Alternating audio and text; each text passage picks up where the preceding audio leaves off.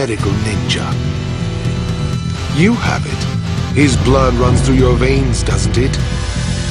And what if it does? Then I will take you down first. Hello everybody, Reaping Akari here, and today we have a video on what if Dragon Ball was about the Saiyans. And these version of the Saiyans that we will be talking about will be the one from Dragon Ball Super Broly, just because they're a bit more interesting than just the primal Saiyans we get, even though it was a filler confirmation, but whatever.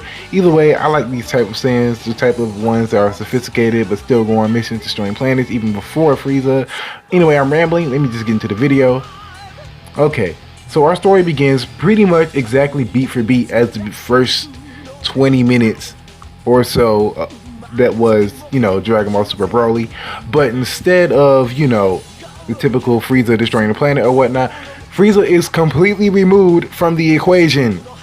So therefore, Frieza will not be destroying the planet this time or any other time, because, some way, somehow, the Saiyans found a way to destroy Frieza. And if y'all want the video on that, let's get this video to 5 likes.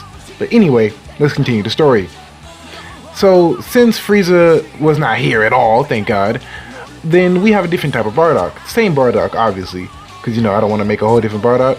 Anyway, this Bardock is different for very multiple reasons. This Bardock still visits Guinea, etc., still comes back to the planet because, let's just say, he misses his wife, for various reasons.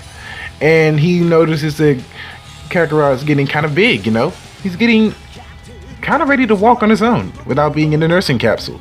And Raditz is still off-world with Vegeta and Nappa and apparently the weird Saiyan squad he was with at the time.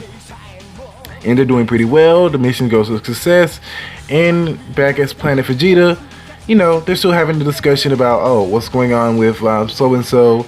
How, basically how's life going, on the planet and whatnot. What's new since he was gone. And later we skip on to the palace of King Vegeta. And of course, Paragus still barges in unannounced and very rudely, mind you, discusses the sudden uprooting of Baby Broly. And of course, it happens the same way, so I'm going to skip ahead now. And now we go on to Paragus living on Vampa with Broly, of course, and Vegeta and Raditz, Nappa, etc., come back to the planet and go on per normal. And don't worry, the focus of the story is still about Goku, don't get me wrong, but it's just about, the other Saiyans in general, how life is about with the other Saiyans. And now, years pass, and Goku is now of age, of which, the Dragon Ball timeline begins, which is the right old age of 12, or at least I'm going to age him up to at least 12. Now then, he's 12. Bardock has become semi-successful in the rankings of the Saiyans, as though he's still considered a low-class warrior, but even though he far surpasses most of them.